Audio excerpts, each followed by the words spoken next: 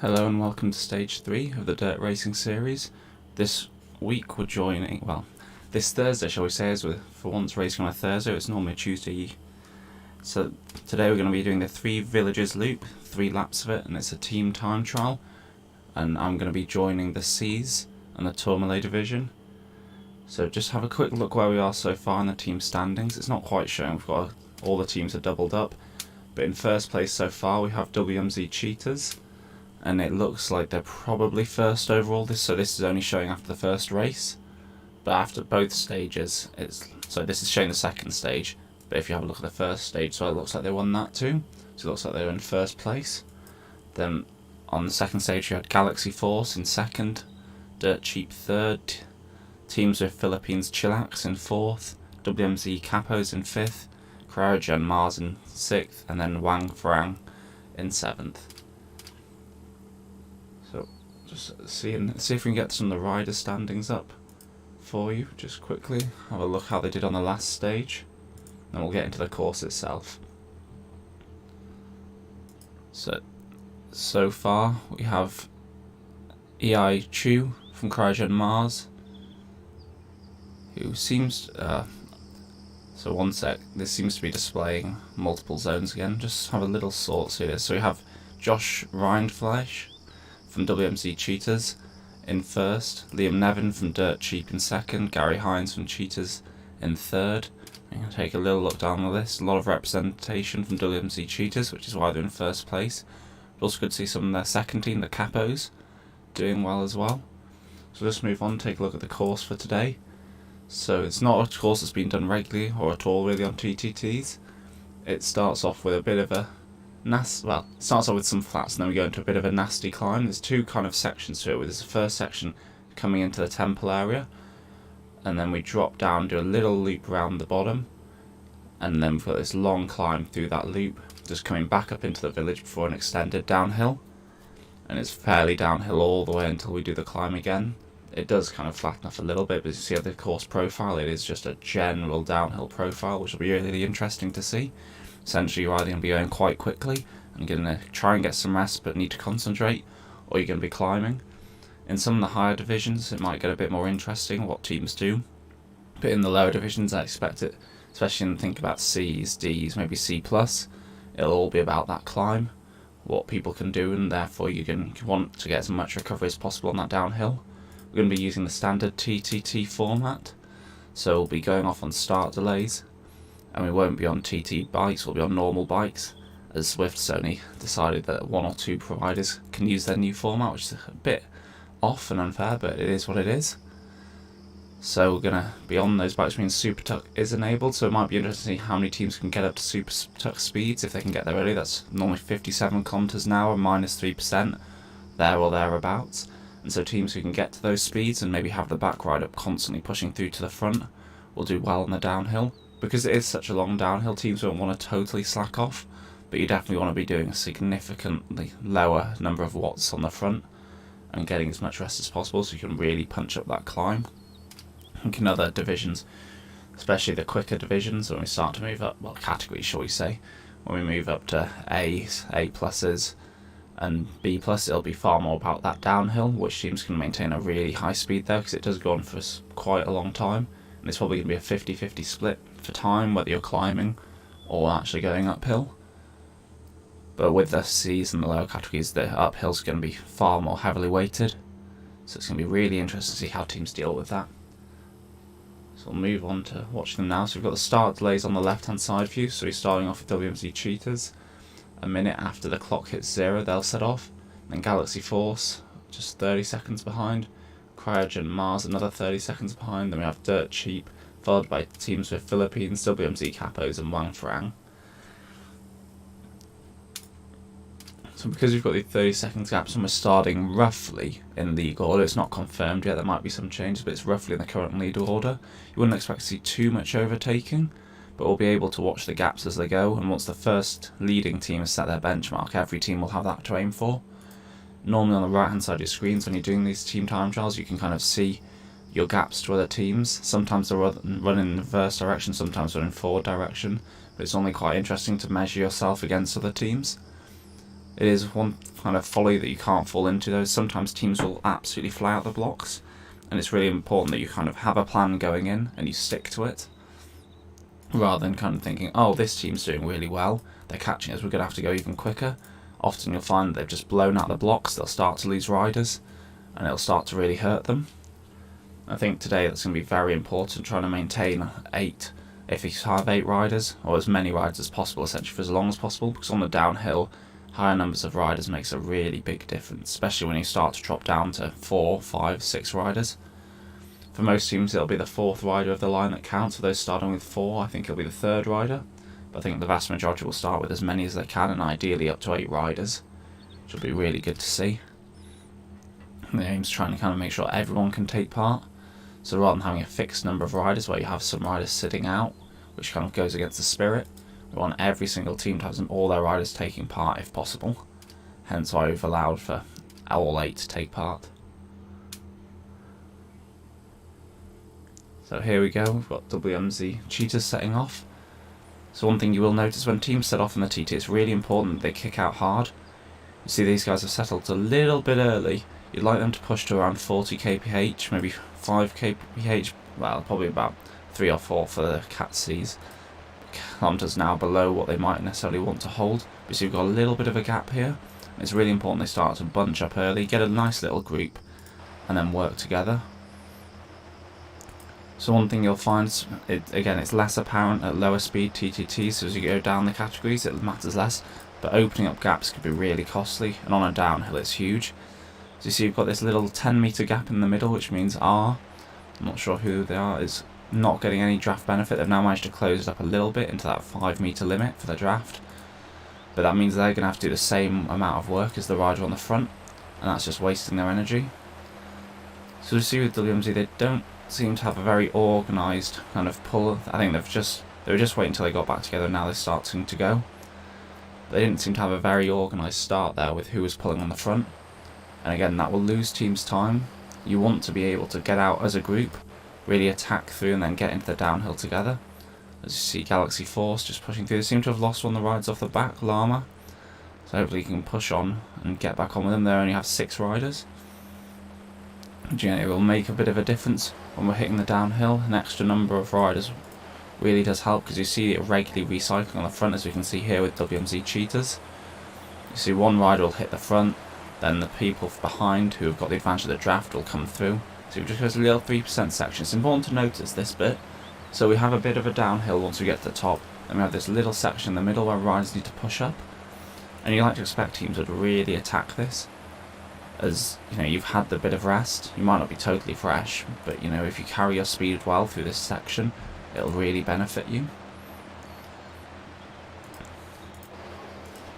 So you see that gap. So Galaxy Force start at 30 seconds, and WMZ cheats have already taken 4 seconds out. But when we get back to Cryogen seem to have flown out the blocks. They're 9 seconds up on Galaxy Force, which puts them around 4 seconds quicker than the WMZ cheaters up ahead, and 4 seconds ahead of Dirty Cheap behind. You see they only seem to be riding with 5, which again, it might cause them some trouble later on, but because this course is very much focused on pure downhill than pure uphill, it might be a little bit less impactful as long as they can keep maintaining the watts on the front with someone pushing hard. Generally with TTTs you're looking at around 120 to 130% of FTP on the front. It'll vary team to team, and that as soon as you start to get massive weight discrepancy or size discrepancy, that varies, but generally those are the kind of numbers you're looking for pulls on the front. So for these Cs you're probably looking at about 4 watts per kilo, I'd say about 4 watts per kilo on the front. That's probably a minimum when they're on the flats, but as we see here on the downhill, not many of them are doing that, and that's because you want to get more rest here and proportionally weight the course a bit more towards the hill.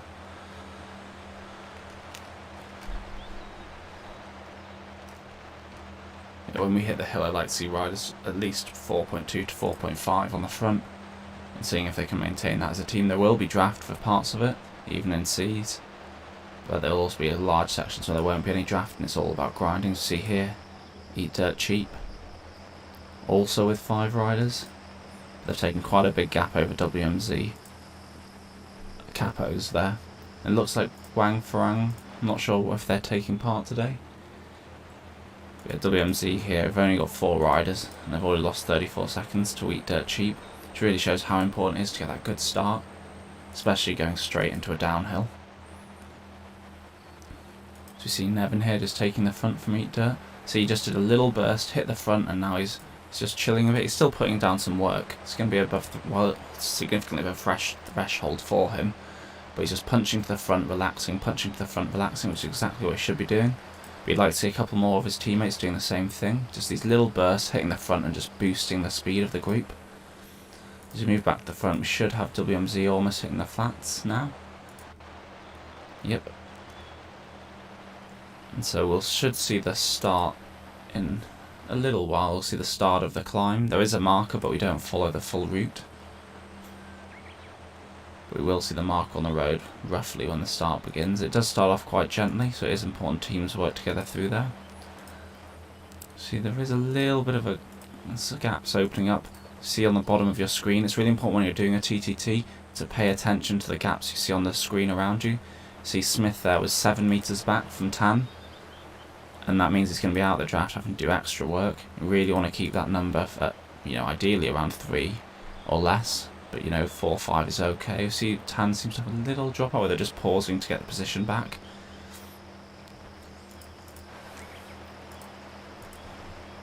You see here we've got the little start the segment line for the climb. Starts off quite generously, like 3-4%. It's a bit of a flatter section as we come around these bends. But as soon as we take the kind of, I wouldn't say a hairpin, but the long 180 turn, seeing it ahead, and especially as we punch over the bridge, the numbers start to get up and it becomes a very much more aggressive climb.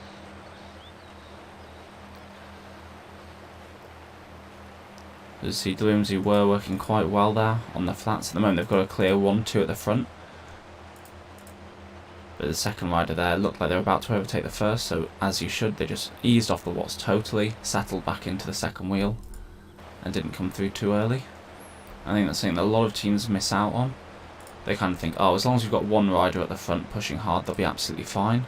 But it's really, really important that you have a clear first, second, in a perfect world, third wheel. Because as you come back, the draft effect does get more and more apparent. So I think I have numbers somewhere, but you're looking at about 22%, I believe, of the draft effect. So you can save, so it's probably a better way to put it, you can save 22% of the first rider's watts if you're at the front. And then as you go further back, the savings get greater and greater, up to about 30%. And so if you have multiple riders sat in that second wheel position, then you're going to be essentially wasting effort.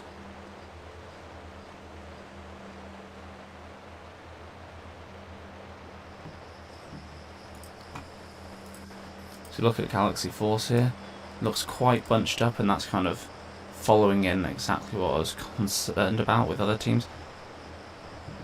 Like, they have a lot of riders in this second, third wheel position, so almost, all apart from Llama at the back here are going to be in second or third wheel, which means they're not going to be getting as much draft. And while you're only talking maybe say 8%, even if it's up to 10%. But let's see what the front rider is doing. So the front rider at the moment is doing a bit chill, but say they're doing 200 watts. So that 10% could be 20 watts saving. And if you think about that on your average, that can take you from doing a 3.5 for 20 minutes down to a 3.2 for some riders. I mean, for some riders it can be even more drastic than that. It can be half a watt per kilo for some of the lighter weights. And so it is really significant savings you get if you can avoid being in that position, have a bit more structure to your TTT line. In some ideal worlds you can have a full pace line, which is where you just have one rider in a row, one after each other. But nowadays most teams tend not to follow that. You see the likes of Kirchmeier used to be very good at doing that, especially their Frappe and now Espresso teams. And a couple of other teams, not quite sure exactly who it was, but they'd do a perfect pace line, so every single rider had their position, the front rider would stop. I think I saw Saris practicing it a few times for their Premier League team. But you'd have the riders all in perfect order. As soon as the front one was done, the front would just drop off and drop back. Whereas nowadays the tactic's more, rather than dropping off and back, is that the riders behind push through, which is a bit more efficient as they then take advantage of that draft. And when they're moving through, they're probably going a bit quicker than their actual target, which gives them room to get up to speed and then settle, rather than getting up. And if they don't quite have the speed, they're not ever going to increase the speed of the group, they're just going to maintain it. So if it starts to slow down, it's going to be really hard to get it back up. You see WMZ just pushing a little bit through this section. Did well through the climb, wasn't necessarily as punchy as maybe they could, but I think they're going to probably be a little bit cautious coming into this section. So here we leave the standard temple segment, take this, I wouldn't really want to say right turn, but right hand fork of the two, and then do a little loop back in yourself through these hairpins and back into the town. And it maintains a constant 4 to 5% for a lot of this. So some divisions it's draftable, others it won't be. In this here it probably will just be draftable, but you're going to have very little savings, so you'd like to see the entire team starting to push up now, and everyone's going to have to do a bit of work through here. See Henry pushing through hard from the back. And it's important when you do hit these sections, so you try and keep a tight bunch. As soon as you spread out, it makes it very hard mentally to keep going. You don't want to have to be chasing that wheel all the way up. You want to be there as a bunch, confident that you're at a good pace. Maybe one rider up the front, especially if you have a lighter rider who might find it a little bit easier on the climbs. Then they can kind of take a bit more lead on it, because for watts per kilo wise, it'll be easier for them than some of the heavier riders. But generally speaking, you do want to keep it quite a tight-knit bunch, and especially when you come over the top, if you have those gaps, you know, it can really start to eke out, and it looks not too far on the road, but in reality it's much greater than you think. See here, that gap there doesn't look too massive, but it can easily be a second when you come over the top, and they're definitely out of the draft. You see a couple of the riders just starting to struggle here. For anyone who missed start, we're doing 3 laps today, so this is only going to be the first of 3 climbs, and so it's really important that you keep all your riders together for this. I mean, for the most part, you want to keep all your riders together the entire race, but as we get into the last lap, especially on a course like, well, maybe not necessarily like this, but on ones where there's a climb just before the finish, this is kind of just a constant climb or downhill, so it's not really the same. But you can afford to lose a few riders. If you only need 4, sometimes you can afford to have riders who are right in their limit just taking a pull, meaning others can rest and go up the climb a little bit harder, etc. So we call a hero pull. So we see here, there's a bit of an interesting move there. A couple of the riders are starting to fall off the back. And this rider here, I'm not quite sure on their name, but they just kicked quite hard. And that's something you really have to avoid when you have these gaps starting to open up. You really want to just ease the power to come back together. Otherwise, saw with Rosie there, the gap opened up to her behind. And so it's really important that you keep a tight bunch and avoid these happening, but when they do happen, you close it together and gradually, and communication is really important. See both these riders doing these little bursts, little kicks. They've made it back on, which is really great to see, but they want to be doing that together and make sure it's a clear call they're both going to move at the same time. Otherwise, one will move forward, get back on the group, then the other's going to be left dangling on their own off the back and with no draft at all. So we see as we're coming over the top, see WMZ really spread out, as we talked about earlier, and that's why it's so important to keep a bunch, because the riders at the back here are going to be the ones who are struggling the most, and yet they're going to have to do the hard work to try and get back on. And this way you have a real danger where the front riders, if they're not communicating, they just keep pushing, and these riders at the back have to do the same, if not higher watts per kilo than them to get back onto the front. See R trying to bridge the gap, but he's leaving Tony Henry here. And again, that was the problem I just talked about earlier. If one rider goes solo, you see he's opened up that 8 metre gap, now he's slowing again. And Tony Henry there, he's sort of just pushing a little bit. But that's the problem, if you do it without talking, without communicating, you open up a gap and it makes it much harder to get back on. And all this time, those 4 riders at the front are just chilling. It's the first time I've just seen them go above 3 watts per kilo. You know, this all a serious amount of speed just wasted because of that gap opening up. See Tony Henry there doing really well sprinting back on, and that is really important to do. If you can close that gap immediately and you're at the back, you're not going to drop anyone else, and you should do it as quickly as possible. Because once you're in the pack, you should be recovering. Whatever speed you go as a group, the aim is that the riders inside the back, who aren't doing the pull at the front, maybe second wheel less so, but they should be recovering, they should be getting rest. And so the quicker you can get back to the group, the earlier you're going to start resting again. So you see WMG have about a 10-second lead over Galaxy Force, and about another 10 seconds over Cryogen, who seem to just eased off a little bit. So I wonder if the Cryogen just went a little bit slower up that climb. So they have a nice little tight bunch. The rider at the front doesn't seem to be pulling necessarily as clearly. So he's doing about 3.8, 3.5 watts per kilo. And this one thing I'd note, it's really important to try and keep that pace consistent. So when you're on the front and you're setting a certain number, the riders behind are going to be, or ideally should be, just kind of gauging the effort they need to stay in the draft. And when you start fluctuating on the front, as we see Edwin here has been doing, 2.4 now, was doing 3.8 earlier, 3.8 there. The riders behind are going to have to fluctuate their watts per kilo as well, and that just stops you getting the recovery you need.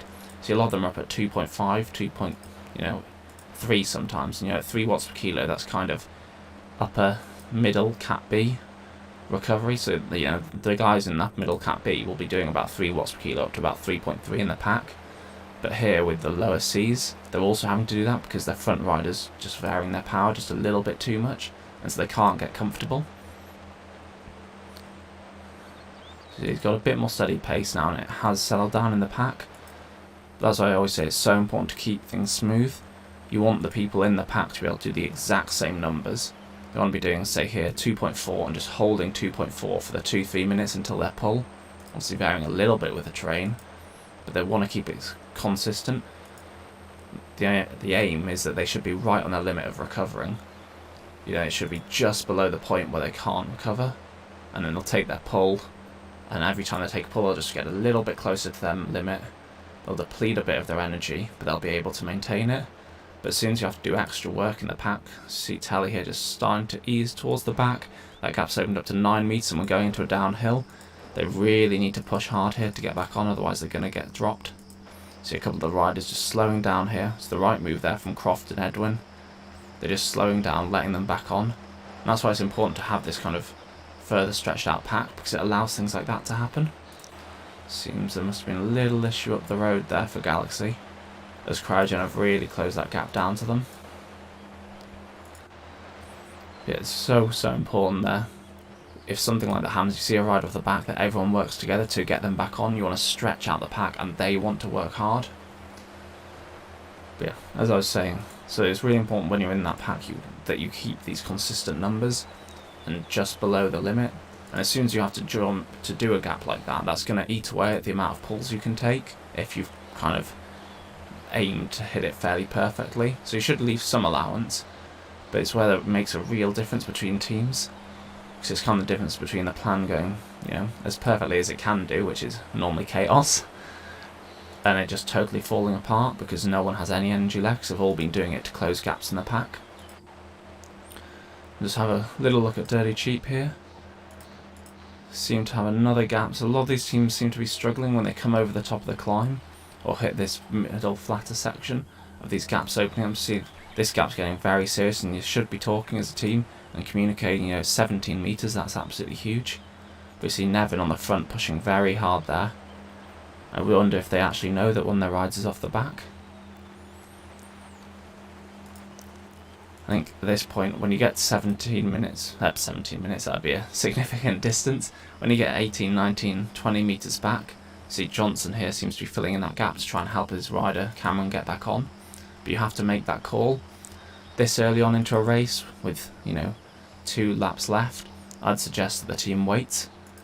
But if you start to get a dropout and they're 10 seconds down the road, then you just have to leave them usually, especially if you have enough riders to get to the finish. But this looks like absolute chaos here for Eat Dirt Cheap, sadly. Looks like Johnson's dropping to help out Cameron, but the other 3 at the front aren't. And at that point you all need to just chill out. You're just making it a lot harder for your team to get back on. You're not gaining anything, you're not suddenly going to be picking up extra speed. You just want to absolutely relax, and the riders at the back who have dropped off want to punch through, and when they punch through they need to punch through all the way to the front, maintain the speed that they're carrying to close the group, and the rest of the riders have chilled out for the last few 30 seconds or so, jump back on.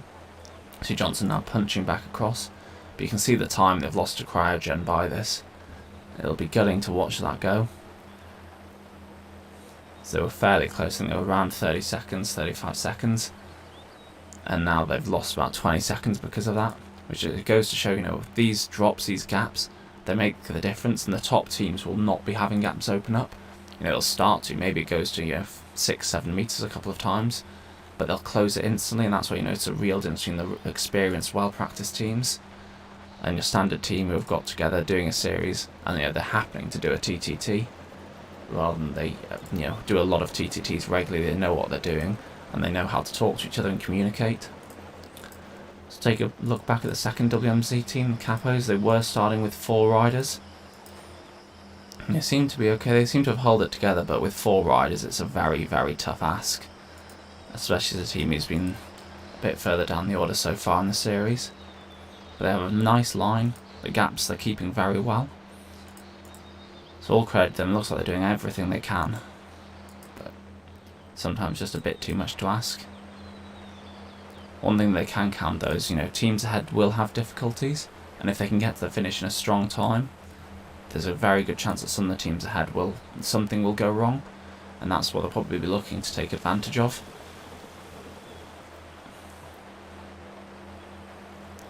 See Van Hooft coming through, taking a pull.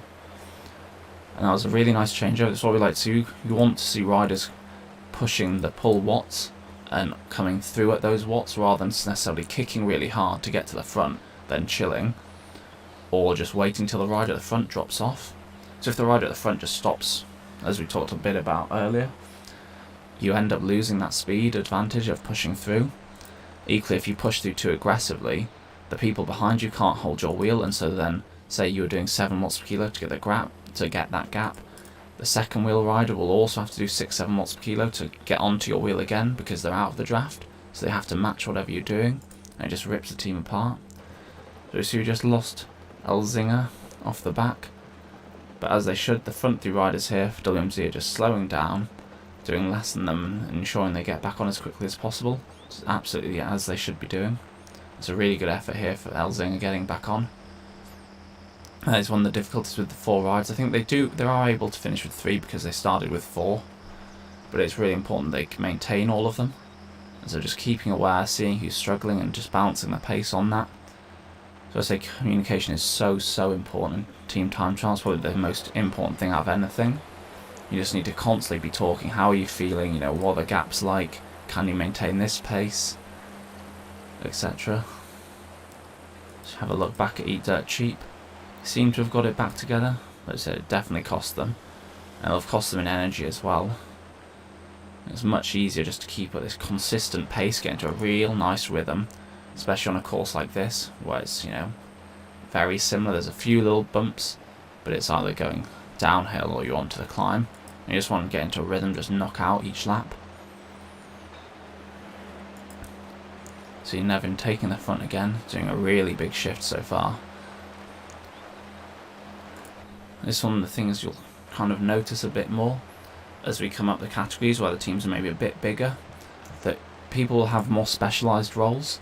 So while generally if you have an 8-man team, you'll be using all 8 riders the entire way round, maybe there's a 1 rider who just can't quite manage it, especially in the lightweight rides on the downhill, and then it might just sit in. But generally speaking, they'll all take, say, 30-second pulls, all 8 riders. But what you can start to tailor is if you say you have, a 100-kilo rider versus a 50-kilo rider. On the downhill, the 100-kilo rider might take, 45-second pulls, 60-second pulls. So Nevin here pushing again to maintain his position at the front. And if the 50-kilo rider's on the uphill, they might take longer as well because they have the advantage that they're going to be able to do more watts per kilos. And even if they can't, even if they're still category capped, because they're not under, I think, the 60-kilo threshold, for them it's going to be significantly easier to hold on that threshold for a shorter period of time than it will be for a heavier rider. And so you kind of tailor it to your strengths, and say if that lighter rider isn't doing as much work on the downhill because they can't hit the same speeds, then they should be fresher for the uphill, and you want to take advantage of them more then, especially when you come to non-draftable sections. When you don't have any draft and every rider needs to do the same, you might as well have the lighter riders pushing at the front, setting that pace, because they're going to be the freshest and more easily able to control it, watch what's going on, communicate effectively, because they shouldn't be quite as tired. Something we saw from Nevin here, as soon as another rider started to come through, he kicked really hard, about 6 watts per kilo. Ideally, we don't want to see that in teams. You want to see it being very relaxed and comfortable. If another rider comes through the front, great, it means the speed's increasing. because you're maintaining that speed. And so you want to just let them and then take advantage of their draft, come through naturally again, and all that's going to do is just slowly increase the bunch speed over and over again. Whereas if you're doing these little kicks, it's going to fatigue you, and sometimes a bit unnecessarily. So the gap to first wheels are starting to open up a bit, just getting to that 5 metre magic number. And 6 metres, as soon as we're beyond 6 metres, you see Johnson reacting perfectly there, just pushing a little bit, making sure that doesn't, but because he kicked again 5-6 watts per kilo, he's opened up a little gap behind him, just kind of spirals. Everyone has to do more work then. But as soon as it opens up to that 6 metre gap, it means that the rest of your team aren't getting any benefit and someone else has to match that first rider. So I would like to have seen, just rather than instantly kicking to close that gap, just easing up. One thing I always say, when we're talking about, say, frappe teams, I never want to see any riders doing more than 6 watts per kilo unless, you're on a 10% punchy climb.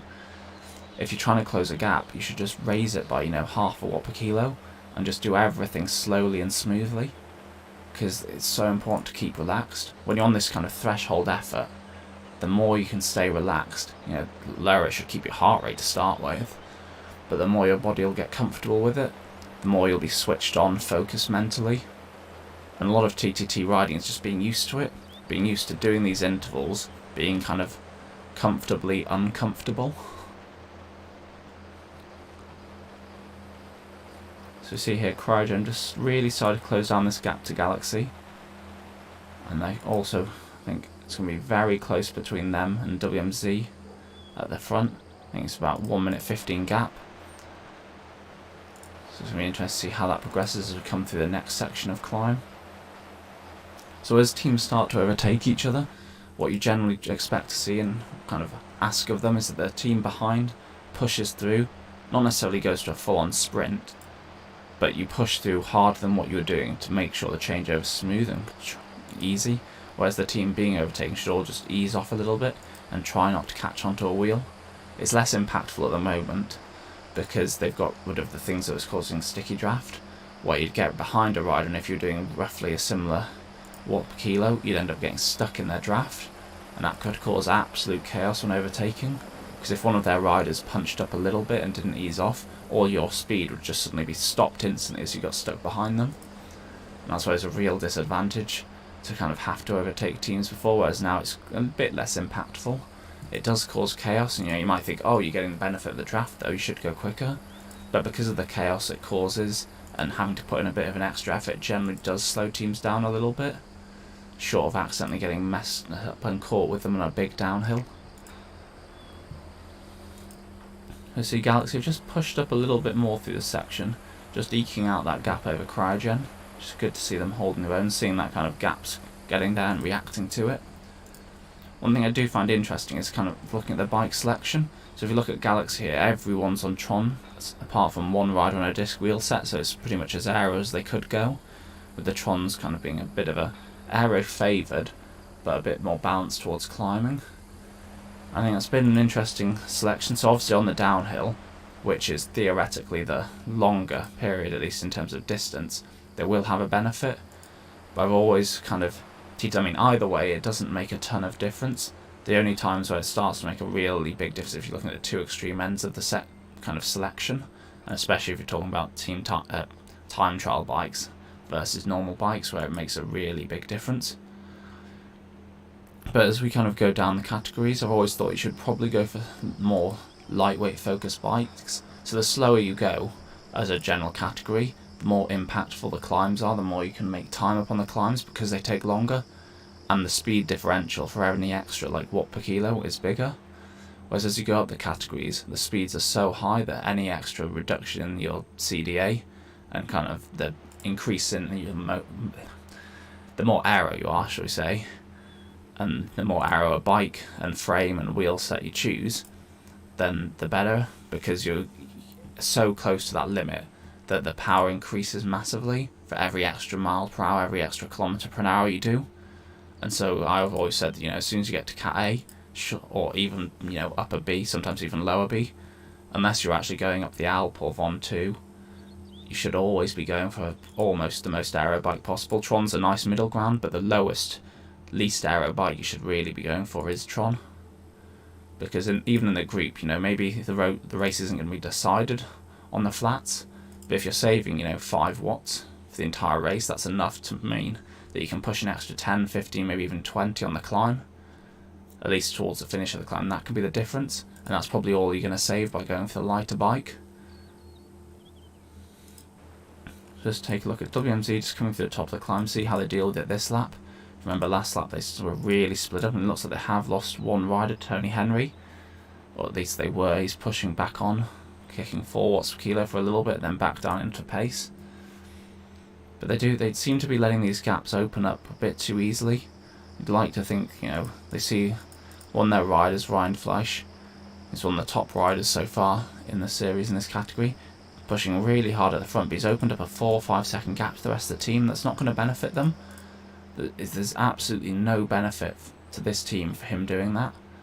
It needs to be a case, and if you know you're one of the stronger riders in your team, great. Do the work as a team. Don't do it on the climb. Like, there's no point you going off, say, you know, at 4 watts per kilo, and the rest of your team can only hold 3, because you're going to get to the top 20 seconds before them. But it doesn't matter. It doesn't do anything.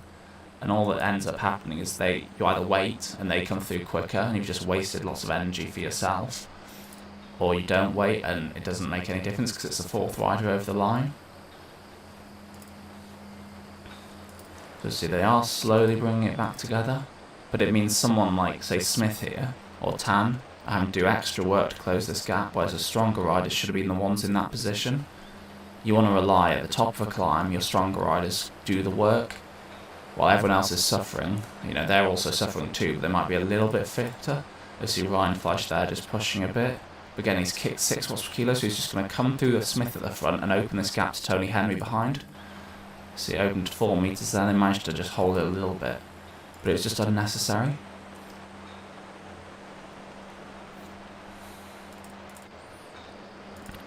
So see Galaxy coming over the top, and they've managed to close that gap down on WMZ and really open on Cryogen, which is great to see. It's down to about 8 seconds, 9 seconds to Cryogen, and they've taken 30 seconds out of them on that climb. It's really impressive to see. So it seems like their target is they're pacing it far more heavily towards the climb. They're saving themselves on the downhill, just relaxing and then really punching up the climb. It's definitely the way I think you should be targeting it. Maybe not to quite as an extreme level as they are, but it's really good to see kind of the variety and tactics of how to treat this course. And it's why it's such an interesting course. I think too many courses are just kind of on semi-flat, enough that it doesn't make much difference kind of courses, say like Figure 8 on Watopia. At least you have 2 climbs that are interesting, but the rest of the course, while being technical, you're not going to see this variety in tactics. So, you know, maybe if you're having a season, you have one of course like that, but you know, onto another where there's a real variety. See a lot with London, with kind of going over Box Hill, or any of the other hills. You kind of have a balance between what you do on the flat section and what you do up the hill. Do you try and save 4 riders to go over the hill as quickly as possible? Do you try and sacrifice 1 or 2 on the lead up to the climb? There's lots of interesting tactics, which I really love to see in TTTs. So you see here Galaxy just chilling out a bit. I expect we might see the gap just slowly opening up again to WMZ ahead. But after that climb, it does look like they're struggling. And, you know, see 3 watts per kilo on the front is going up a little bit now as we hit the flats. It seems like they're not being able to do too much work. I think we'll see a lot more tactical kind of things on this last lap, because we do have a bit of a downhill, and I think teams shouldn't underestimate this long stretch to the finish line. There's going to be a bit of a balance. Do you try and take your 4 fastest riders, 5 fastest riders over the climb and afford to drop people, knowing that you're going to have less riders to get through this section here on? Or do you keep pushing as a team, get over as a team, and then burn people on this downhill, going as quickly as you can to the finish? You see Tan's now definitely being dropped by WMZ, so they're down to 5 riders. I think this is where Galaxy are going to have a big advantage now. So, you know, WMZ, they've done it with 6 so far, but when you start to lose riders, it puts just extra strain on everyone else. And, you know, that's not to say it's a bad thing, you shouldn't not lose riders. You know, it's good to see people pushing their limits, but as soon as you lose a rider or 2, it puts the pulling order out of kind of whack a bit. You lose track of who's going when, what's happening. You're also going to be tired yourself, and you're getting less rest all of a sudden. That makes it a very hard situation, especially when you've got a full lap to go. So you look at Cryogen, they've also lost a rider, Tally here.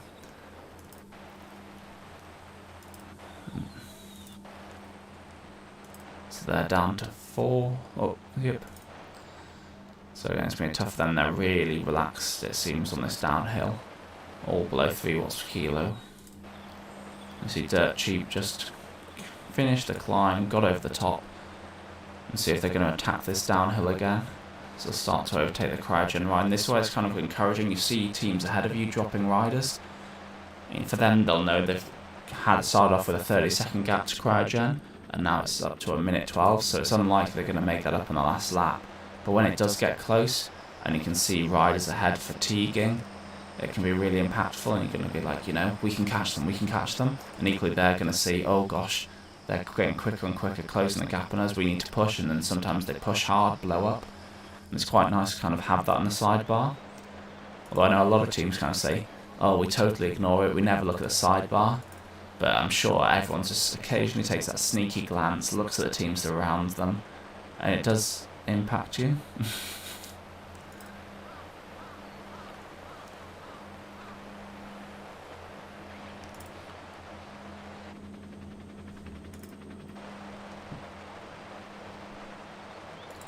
Just put the map on for you in the bottom corner, just a little reminder.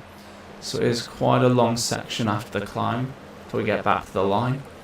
And so it is important for these teams, if you can maintain 6, for at least Galaxy, whereas the others are down to 4 riders. I think they really should try to. They've been doing really well so far, unless someone totally blows up, which, you know, it happens. They should try and get over with all 6, and then really attack that downhill.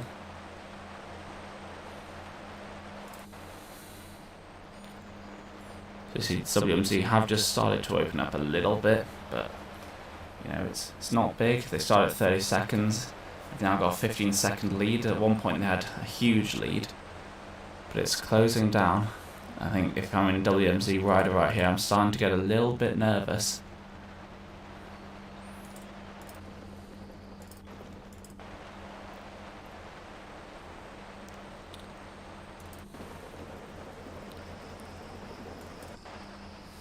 So a lot of the gaps now are down to about 15 seconds. So we've got 15 seconds from Galaxy over Cryogen as well. And it's about a 45-second lead of Cryogen over Eat Dirt Cheap. And quite a significant advantage over the WMZ Capos. But that's what you expect starting with 4, it's tough. You know, lots of things happen in life that mean you can't get a full team out. So really big credit for them to actually turning up, giving it a good shot. You know, you never know what might happen. Sadly seen a case in playoff races where a team's been down to 4 riders and one's had a dropout within 30 seconds of the finish, and there's nothing you can do. It's the 4th rider of the line, so you just have to wait for them to reconnect everything in a panic and then solo it to the line themselves. And it's awful to watch, but you know, if you're that team chasing them down, you're going to take advantage of that and push as hard as you can. And things like that can cost teams 2 minutes instantly. That's why I think it's important, if you can, try and get 5 riders as close to the finish as possible, just in case something like that does happen. If you have 6, definitely get a rider, do a hero pull, do everything they can, get the group speed up, or mean that the riders can rest into the base of a downhill. But if you've got 5 or less, you want to be trying to get them all to the finish.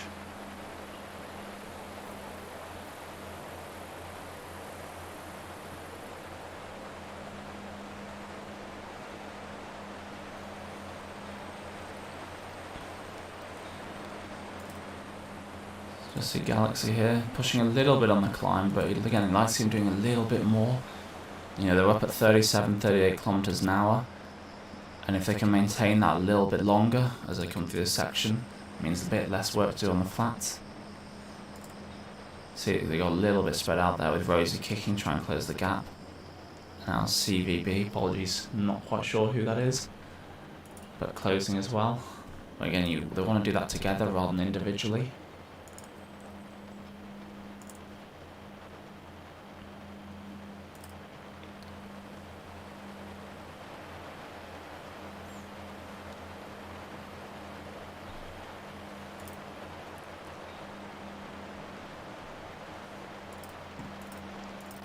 Let's just follow WMZ. just coming through the sprint segment, and soon enough they'll be starting the climb again for the last lap. I think they're doing very well here in the pack, getting a lot of rest. Below 2 watts per kilo is exactly what they should be doing. Especially, minus 1% downhill. It's amazing how much those kind of small declines help. Even at minus 2%, you can be close to 0 watts per kilo in the draft as long as you're maintaining your speed. And that's a huge saving. Equally, it's one of those things you have to be aware of. So especially on these shorter courses, it's less apparent in lower categories, but in higher categories, say you're doing 2 bridges loop and you know that each lap is 12 minutes, but your pull order is 6 minutes, it means that the same riders are going to be hitting the same points every lap. And for some people that mean one person's pulling the entire downhill, so they're getting no rest. The entire rest of the team is getting loads of recovery on there, and every lap they're not getting rest. So you have to kind of be careful of that and watch out to make sure no one's doing a significant amount more work and it's only going to blow up. And that's a very kind of important thing on this course, because we've got such an extended downhill. It's important that you make sure your top few riders are going to be ready and fresh to push over the top of the climb and take the next pull or two. And then after that you can just kind of ease off into the riders who have had a little bit of recovery on the start, and then try and get into a rotation, so it's not just 1 or 2 riders pulling most of the way downhill and really hurting themselves. So you see WMZ are going to probably start the climb by an 18-second gap over Galaxy. So it's going to be really important for Galaxy if they can attack early, start to close the gap down and make WMZ panic. You see Jenkins taking a big old pull at the front there, 3.8 watts per kilo for a while. It's really strong considering it's a downhill in the section of the course they're on. And it's just this lack of consistency that I've noticed quite a lot with these teams. That's something they want to work on in the future. They were doing 3.8 for a while on the minus 2% downhill, but now they're down to 2.5 on the flats. I don't know if someone's meant to be taking over, but you would just want to keep it a little bit more consistent. See, they were getting bunched up. 4 across the road at the front at one point there, 5 across the road now. All of them are going to not benefiting enough from the draft. They might get a little bit of benefit, but that's again going to be 20 watts, 30 watts wasted for a few seconds. And it really does start to add up. You do that 3-4 times in this race, and that's going to be 2-3 watts average instantly. And it's those little things that make the difference between the top teams.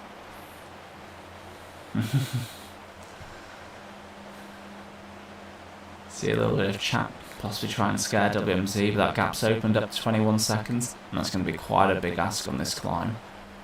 Especially towards the end of the race where, people aren't saving anything, it's going to be all in.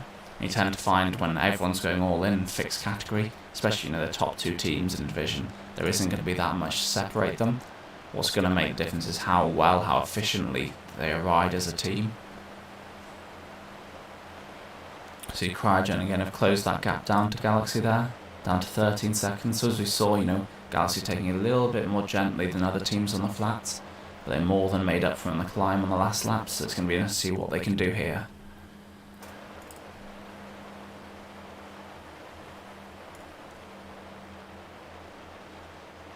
You see Matt Jenkins taking it up from them at the front. So a nice push here. Really strong push there, hitting 5 again for a bit, but that's what we keep seeing from them, is this inconsistency on the pulse. And it's something that's easy to say, very hard to do. He's probably only varying by 50 watts. But it will really help when they can keep those consistent numbers on the front. Behind him, they're doing really well as a team here. They've got a little clear 1-2 and then a bit of a bunch behind, and that's exactly what we want to see. Really good performance from them. Looks like Casey Rosie taking second wheel, possibly ready to come through on the climb. This way we might see some of the lighter weight riders taking advantage and really pushing on.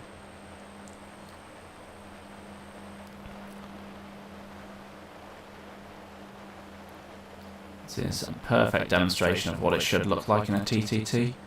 Got a really nice group. We've got Lama just a little bit off the back, but he's hitting a flatter section, might be able to make it back on.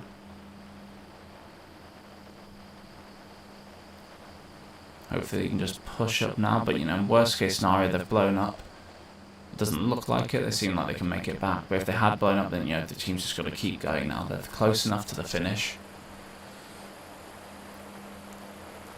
So again, we've taken the gap down to 15 seconds already on WMZ from a really big set of pulls there. We see we went up to 8% there, we want to see him punching. See Caroline here just punching through from the back, really good to see. Exactly what we want. We want to do this section where it really gets steep. So you can see WMZ ahead of them on the right hand side of the screen there. And they're getting close. But you'd really like to see them punching over these steeper sections. Being aggressive, really attacking them to carry their speed. But again, the speed is high, they're holding, very consistent now. But the entire group's around 3.5, the majority. It's just what we want, and they are, 12 seconds now at WMZ. It's definitely be getting scared if you're a WMZ rider here. But again, they've broken up, and it just seems they're not riding as a team here, WMZ. Seems like a lot of individuals at the moment. You get a couple of riders pushing off the front. They might be a little bit harsh on them, especially 45 minutes into a race.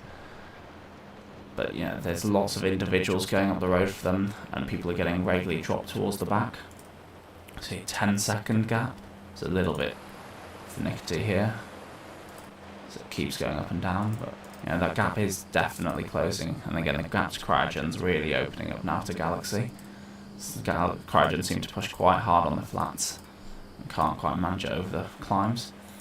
See Dirt here. Still got 5 riders. Like to see them go quite aggressively up that climb because of it. They're aware that the other teams ahead of them only have 4. And if they want to break a 30-second gap, I think that should be their target. They've got nothing else to fight for. They've got a very comfortable cushion over WMZ behind. And so they should be going all in now. Just seeing what can happen. If it falls apart, sure, doesn't matter. They've got this position sealed pretty much. And so it's whether they can take any points over Cryogen up the road.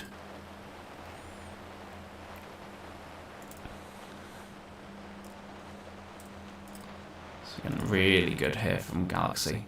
Absolutely perfect on the climb. Might be a little bit more stretched out than I'd like personally, but they seem to be doing it really well and are comfortable there, and that's all you can ask for. Every team has a different tactic, a different style of riding. And the vast majority make too little difference to worry about. The key thing is everyone buys in, and the Galaxy team really seem to be doing that. They can see those numbers, 5 seconds WMZ, and again you see WMZ just hemorrhaging riders off the back. Every time they hit this climb, you see Ryan Fleisch pushing hard at the front, possibly trying to will his team on, but he's just opening a gap, and as soon as you see that gap open, it's just depressing. You've got to do more work to close it. And then you push up, your heart rate goes up, you're not in this comfortable rhythm all the way up the climb. And that's why I feel like, personally, I like to say as a group, you always feel like you're in there, you can hold on, like you're not going to suddenly fall off the back and have to claw your way back. You see, 5 seconds separating their group. It looks like they've left R here.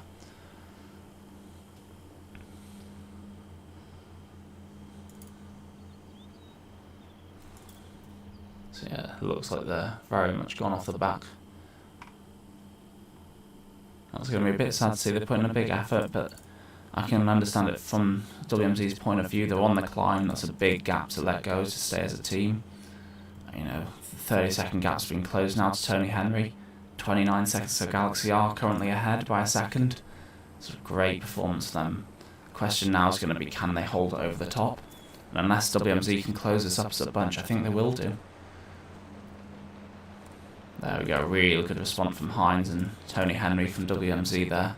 Exactly what they need. They need to get over this top together and be able to instantly push. See Galaxy just slowing a little bit. They are catching. And let's see, as you overtake on the rides from the team you're chasing, it's really motivational. You know they're suffering, they're hurting, and you're just going to keep ploughing on. See Jenkins taking another pull at the front for them. I've just got to be a little bit careful now as they get to the top. They are quite spread out, but the gaps are okay apart from to Jenkins at the front.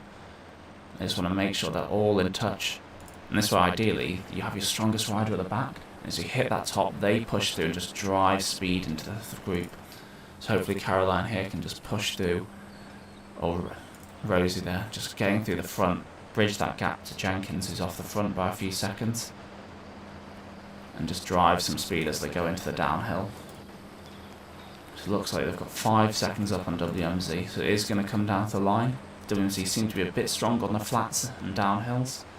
It's going to be very close, Hence, if WMZ can kind of kick here,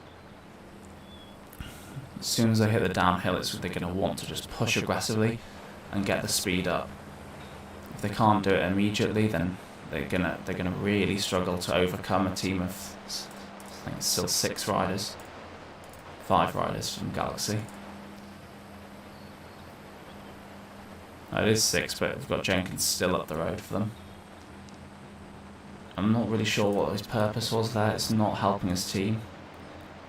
But he's slowed down now, just what I see, and hope they can get to the downhill together. There we go. And again, good communication. Maybe there's some issue on whatever they're using for voice comms. But now they just want to push again. Just drive that pace into the downhill. Got a little lump over the bridge.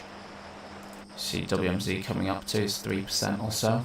But then you're into the downhill and you want to start quickly. It's kind of like a sprint. You want to get your speed up as quickly as possible, then just try and maintain it. The work is getting it up.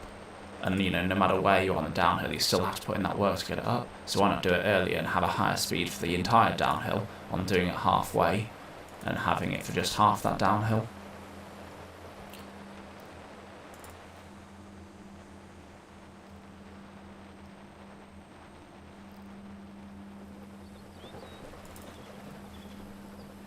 So see, now this is where we want WMZ to push. If they want to try and take this exactly, you know, seeing some of the riders from Galaxy pushing very hard. I think it's Tracy Young-Jones there, who's giving a real kick on that climb. That's exactly what we wanted from them. Now they just want to keep pushing over the bridge and into the downhill, not easing off as they have done a little bit on the last few laps. And they can see what WMZ are doing ahead, and they can see the numbers, 3.3 on the front. Galaxy just need to try and match that. They've got 5-6 riders to do that. See Jenkins there doing exactly that, pushing hard. Llama's coming through. It's really what they want.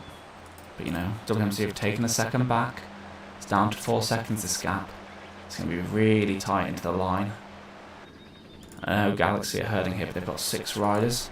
Worst case scenario, they need to start sacrificing riders. Someone putting a real big burst. See Jenkins again up to 4 watts per kilo. Just push through all the way to the front, get that speed up. Done it really well, but you know, again, just needs to maintain a bit longer. It's done really well kicking again, but you know, hold that speed through, don't just drop off. So again, Tracy holding his wheel, pushing through. You know, they're holding the exact same speed as WMZ, but you know, all the WMZ riders are up here. They're all doing work and just cycling the front. I'm just call it the washing machine effect. You know, we want a bit of a flatter section here, but when we're on the downhill, you tend to see, you know, the front rider, if everyone's doing the same watts per kilo roughly, the front rider will hit the front, then sink back, the back riders will push through, they'll sink back, and it just ends up cycling. That's exactly what you want to see, because you're taking advantage of that draft effect, not doing any extra work than you need to hold the front position for no reason. See again, Jenkins pushing very hard, he's putting a real shift. No, he broke away earlier. Maybe he's feeling a bit stronger than some of the rest of the team. Again, they should be able to see what Hines is doing at the front for WMZ, and they just need to beat those numbers. If they can consistently be ahead, they know they're going to beat them.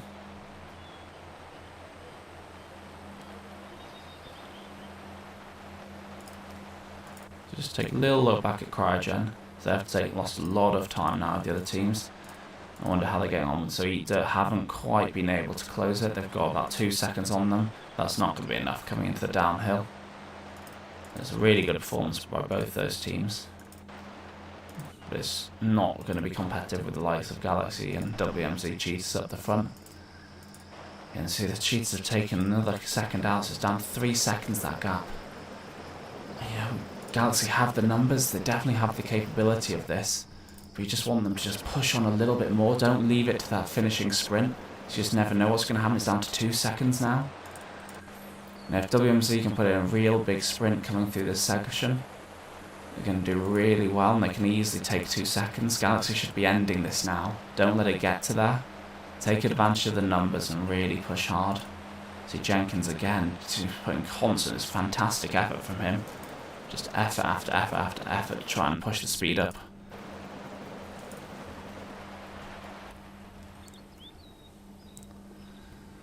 just trying to take a bit of an overhead shot so you can see how it kind of works with the momentum. See, the riders from the back are just constantly coming through.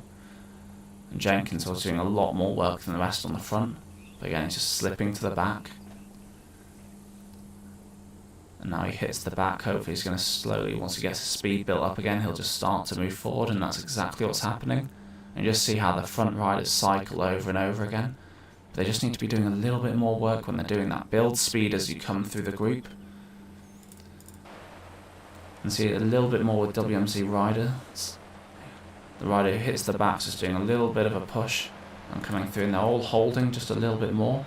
A lot of the Galaxy riders just seem like they're just kind of sitting in, doing like 2.5 watts per kilo, and that's not going to increase their speed. They're relying on just 1 or 2 riders at the moment who are leading them and pushing hard and pushing the pace up. It's down to a second now. It's going to be so tight as you come through. This part's going to be really important to go with this little 3% climb. Whoever can hold their speed best this. See Jenkins starting to push as we have a little kick beforehand. Hines from WMZ putting a little dig in. And their WMZ are really starting to go now. All of them working hard through that.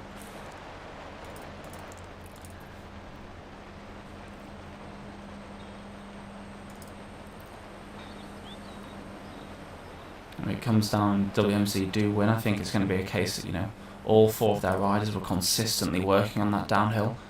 You saw them all above 3 watts per kilo for a lot of it, doing really, really big efforts just to maintain. I saw a bit more with Galaxy. There's 1 or 2 riders doing a lot of the work, pushing the pace up, whereas the rest are all, you know, still working.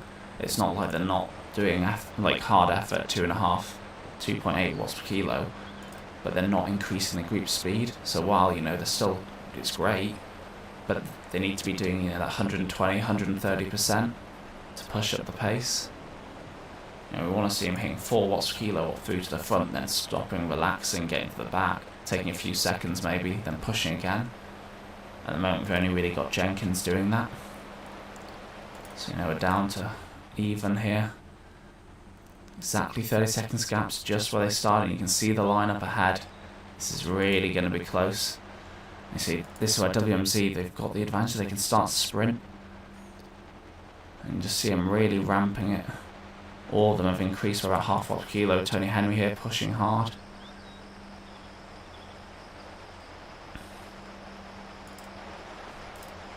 Yeah, because Galaxy have left it get here, it's going to come down to the sprints between the team. Yeah, where's that 4th rider going to be? He's going to be able to push hard. And see WMZ just crossing over there nice and tight as a group. So now it's in Galaxy's hand. It's going to be very, very close between the 2 teams.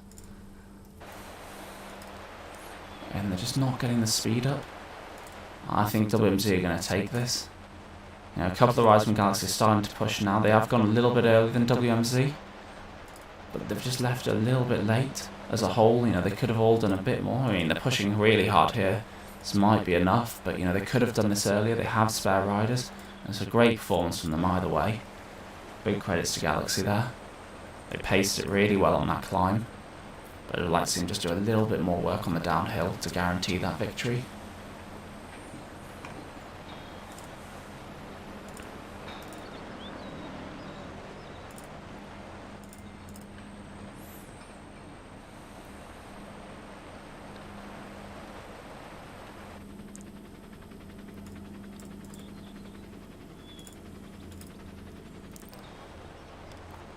So we've seen that Eat Dirt have just closed it down to about 23 seconds gap. It'd take a bit of a miracle for them to fully close down, so they've lost 1 of the rides off the back now. Gets to Cameron. But they've pushed well. It's good to see them trying it, at least chancing it. And seeing what they can gain this Cryogen team up ahead who just look a bit like they're struggling. Understandably so.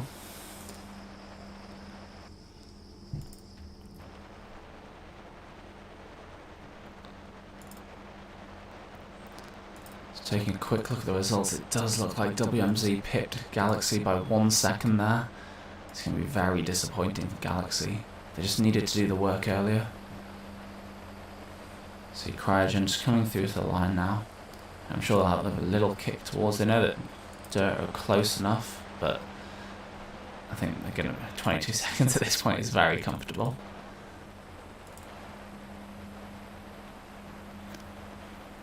They won't know those the teams ahead.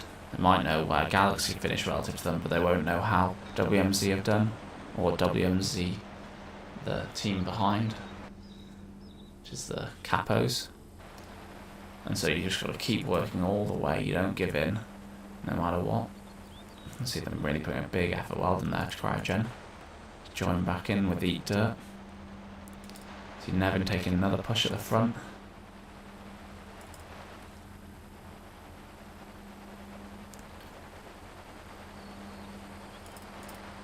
Again, nice CP like Lawson here. Just once they've come through Nevin's build a bit of speed, just attack again. Just keep pushing through. The moment too many teams are leaving it too late to sprint. I mean, I'm not saying go all in, but from here you should be just working the speed up, building it and building it. If you have enough to sprint 6-7 watts per kilo at the end, you should have been doing 5 from here, if not earlier. And that's going to give you a much better boost of speed and increase your time better than it does just having like that little 5-10 seconds kick at the end. And it's easier said than done, but you want to go early and just kind of roll over the line.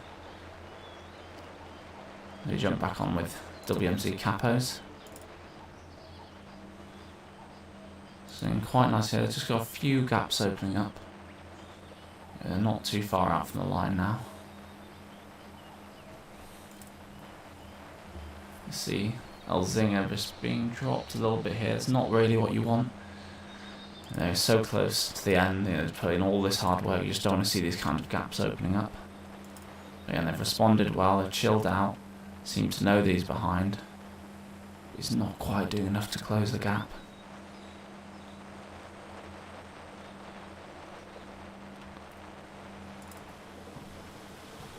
So just needs to do a little bit more. Use this 2%, 1% to push and close. Something that's really important if you're falling off the group, even in a scratch race, especially in a TTT. Use these little inclines to adjust your position. Don't try and do it on a downhill where everything goes out the window.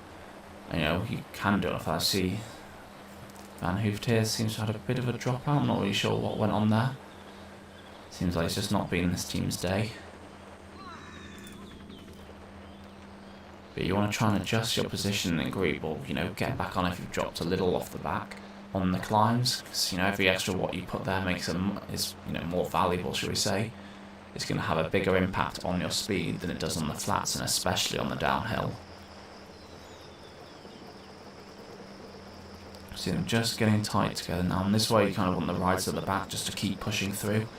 They've built a bit of speed up by catching onto you, and so they might as well take advantage of that and keep moving through to the front. They don't necessarily have to take a turn on the front, but it'll benefit for them to get through.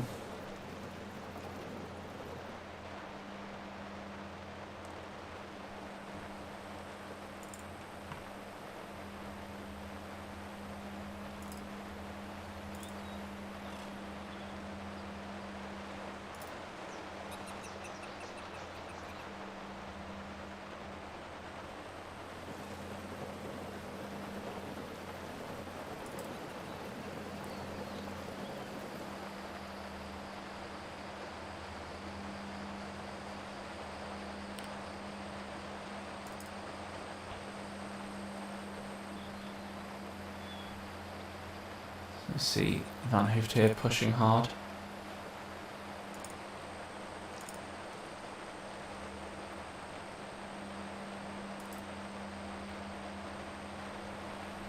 You can want to see him from probably about this distance out, start just wind it a little bit. You want to get up to about 3 watts per kilo if they can for the last kilometre or so. And just empty the tank, don't save on and do a little kick at the end, just keep pushing it through.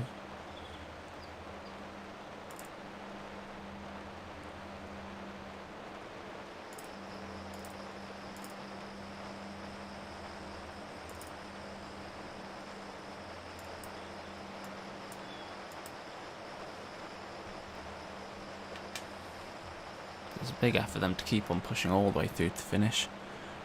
Really good to see.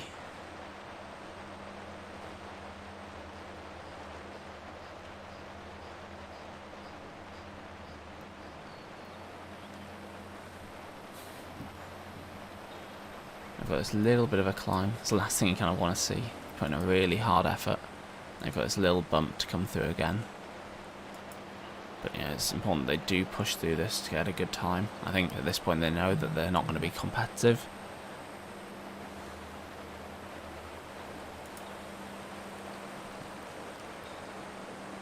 But you know, you still want to set a decent time you can compare to all the other divisions, all the other people. You can see against the 2D teams we have, against some of the C+ teams. You want to see how your time gets on. So it's important they do keep working. You know, I can't imagine there are any lads out there who will just give in when they know the race might be over.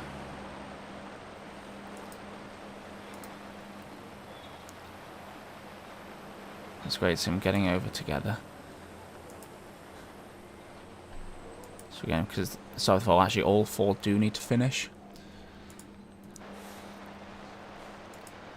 So it's really important they did have to wait up for that rider.